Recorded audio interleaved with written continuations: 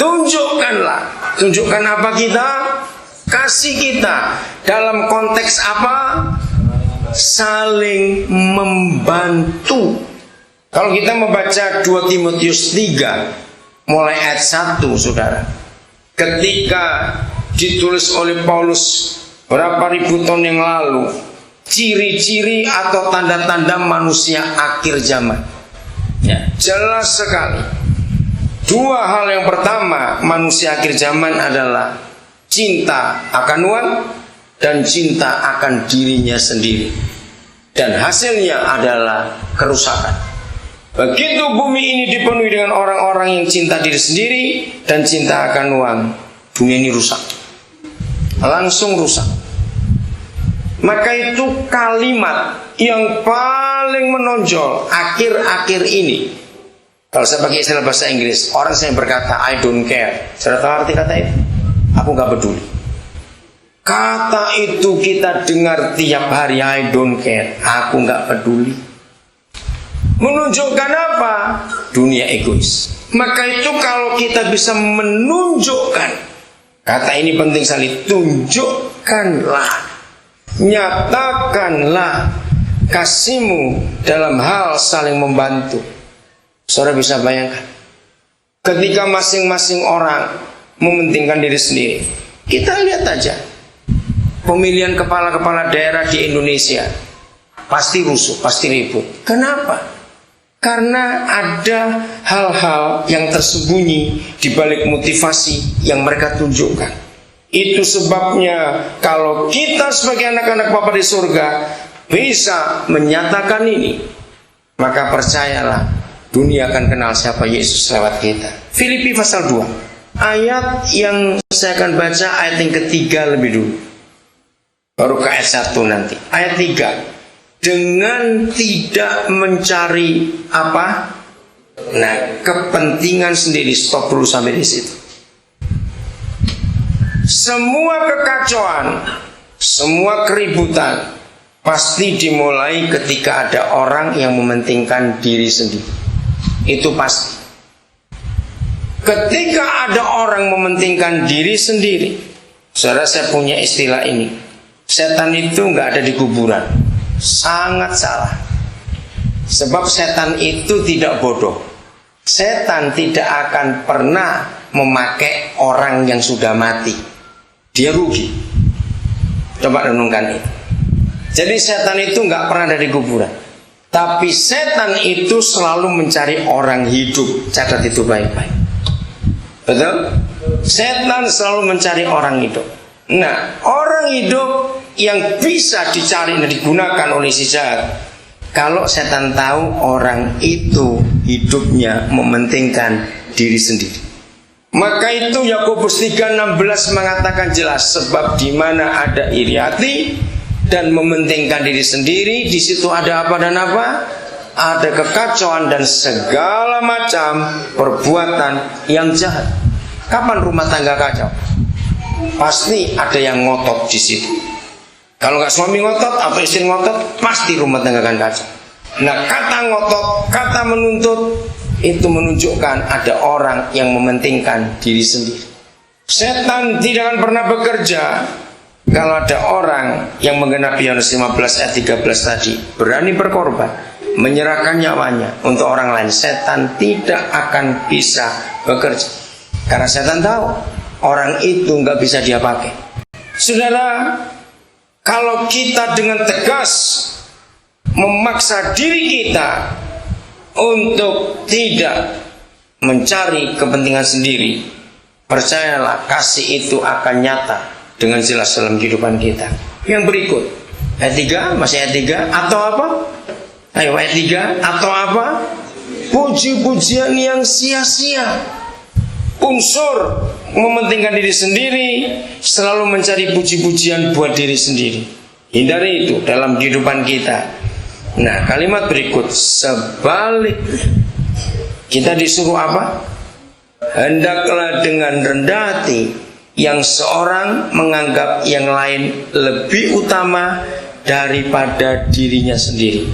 Sekali lagi saya tanya pakai kalimat ini, apa yang terjadi kalau di dunia ini orang menggunakan hukum ini, surga lagi turun ke bumi. Saya ulangi kalimat ini, sebaliknya hendaklah dengan rendah hati yang seorang menganggap yang lain lebih utama daripada dirinya sendiri.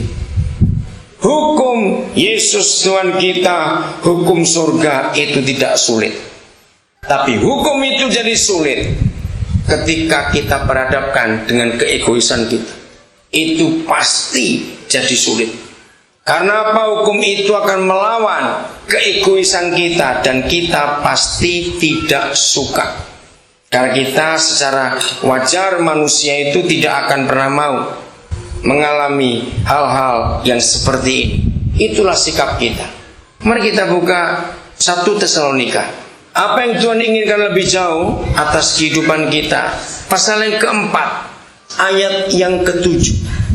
Sejak semula Bapa di surga sudah memanggil kita dengan maksud ini. Sudah, pasal 4 ayat 7. Tuhan memanggil kita bukan untuk melakukan apa yang cemar, melainkan apa yang kudus. Seringkali gereja menerjemahkan kata cemar itu bicara perzinahan. Betul. Tapi kalau kata cemar hanya untuk perzinahan atau halal, percabulan atau kenajisan, maka setan akan dapat keuntungan banyak. Kenapa? Karena kalau ada orang egois, ada orang mementingkan diri sendiri, orang itu mencemarkan yang lain. Coba renungkan, iya atau tidak? Dalam hal apa dia mencemarkan orang yang lain? Karena orang yang egois itu pastikan melukai orang yang lain. Orang egois, orang mementingkan diri sendiri, dia tidak pernah pusing dengan orang yang lain. Maka itu pencemaran akan terjadi. Jadi nggak cuma perzinahan atau percabulan kata cemar di sini, tapi juga kita egois. Maka itu Bapa memanggil kita bukan untuk melakukan yang cemar, tapi apa yang kudus. Mari renungkan hal ini. Kekudusan itu adalah kasih. Kasih itu adalah kudus. Kenapa bisa begitu? Saudara, nyatakan kasih, maka setan nggak akan punya tempat di tempat itu. Kenapa? Karena si jahat itu selalu dengan kebencian, selalu dengan sakit hati. Maka itu begitu kasih dinyatakan, maka yang benci nggak ada tempat sama sekali.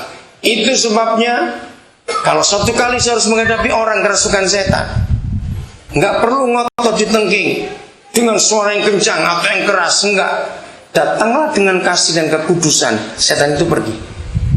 Karena mereka pasti tidak akan tahan dengan kasih dan kekudusan.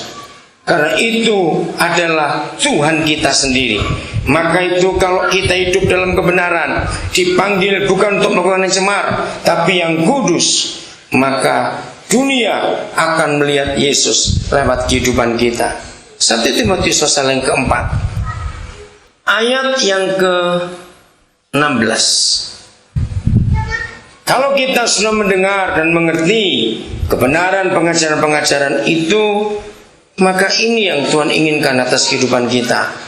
Awasilah dirimu sendiri dan awasilah ajaranmu. Artinya perhatikan. Hidup kita ini harus diperhatikan baik-baik. Ada kata penting, bertekunlah. Artinya terus menerus kepada bagian itu. Garis bawahi kata bertekunlah dalam kitab saudara.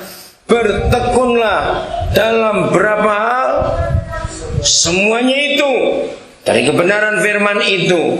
Karena dengan berbuat demikian engkau akan menyelamatkan dirimu. Dan yang luar biasa ini, saudara, Roh Kudus jamah kami supaya kami tahu dampak yang kami buat kalau kami mengikuti pengajaran. Saya ulangi, dengan demikian engkau akan menyelamatkan dirimu. Dan baca sama-sama kalimat berikut, 1, 2, 3. dan semua orang yang mendengar engkau. Saudara, jangan anggap enteng satu kehidupan